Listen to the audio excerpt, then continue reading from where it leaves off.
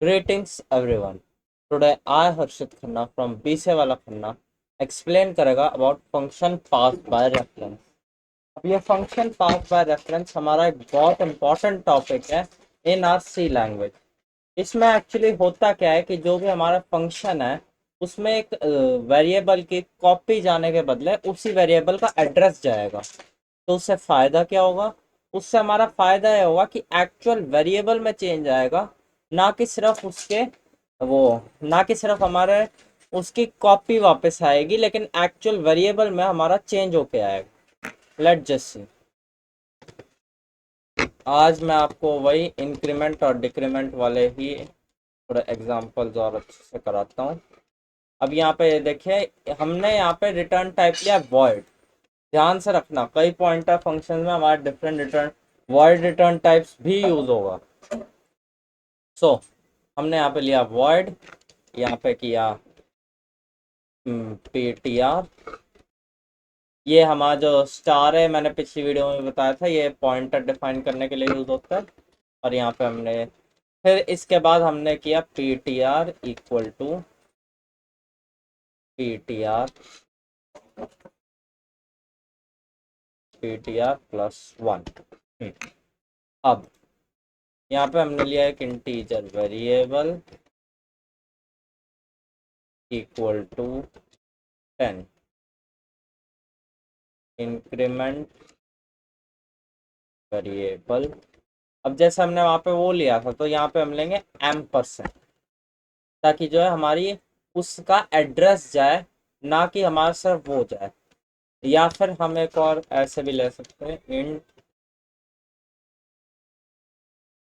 Pointer equal to %, variable.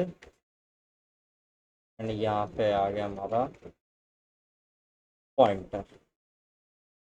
फिर इसको हमने किया 1 2 4, यहाँ पे है सेमी कॉलन। फिर हमने कराया प्रिंट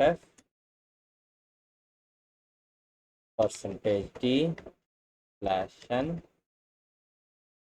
कॉमा वेरिएबल। तो अब यहाँ पे हमने इसे करा कंपाइल, इसे किया रन।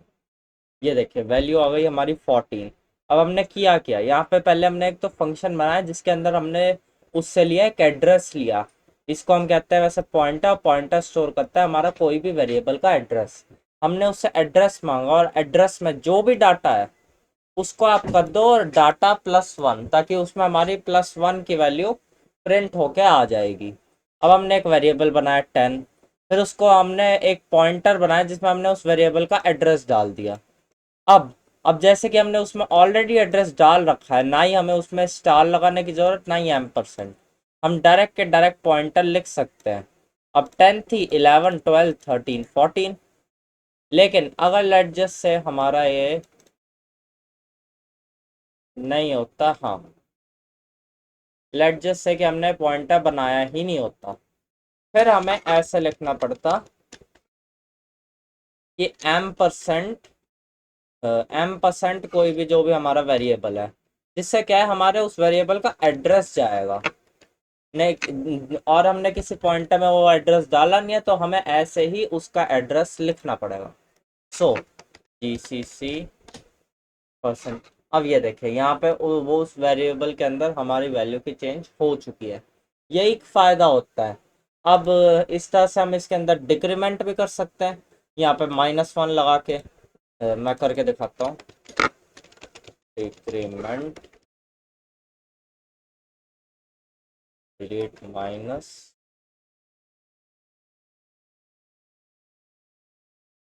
%, वेरिएबल। एंड फिर उसके बाद हमने इसे किया कंपाइल और यहाँ पे करवाया रन। तो ये देखिए यहाँ पे हमारी वैल्यू कम हो गई।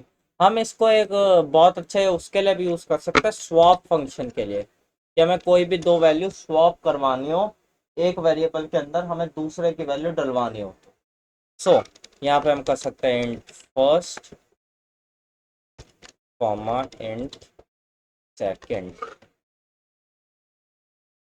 अब यहाँ पे हमने एक जो हमारा इसमें यूज़ किया जाता है स्वैप के, उसमें int temp equal to r first r stick first equal to r stick second and second equal to 10। अब ये देखिए, इसमें हमने एक टेम्प वेरिएबल बनाया जिसमें हमने फर्स्ट की वैल्यू डाली, फिर फर्स्ट के अंदर हमने सेकंड की वैल्यू डाली, और सेकंड के अंदर जो हमारी फर्स्ट की वो टेम्प की वैल्यू थी, जो फर्स्ट की वैल्यू थी वो हमने डाल दी, तो इससे हमारा हो गया चेंज। अब एक और ऐसा हम बना देते हैं, हाँ, और इसको दे देते हैं वेरिएबल 2, यहाँ पे दे देते हैं 20। सो अब उसके बाद हम यहाँ पे लिख देते हैं swap,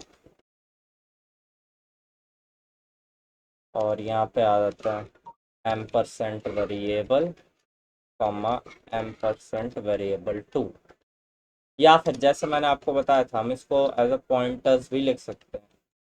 int ptr1 equal to ampersand variable 1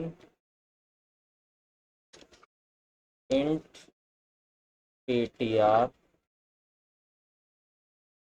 equal to ampersand variable 2, कि एक बार हमारा ऐसे पे हो जाए और हम करेंगे वेरिएबल 2 परसेंटेज डी फ्रैक्शन। हाँ, फिर उसके बाद हम एक बार इसको और करते हैं, लेकिन इस बार हम लोग यहाँ पे डालते हैं पॉइंटर की वैल्यू कि ptr1, और इसमें हम डालेंगे ptr2। हाँ, फिर हम इसको एक बार और प्रिंट कर लेंगे। तो gcc एंड फर्स्ट, ये देखिए सबसे पहले हमने यहाँ पे जबकि डाला वेरिएबल, वेरिएबल में कौन सी वैल्यू होनी चाहिए थी, 10 होनी चाहिए थी, लेकिन लिखी कौन सी आई है, 20।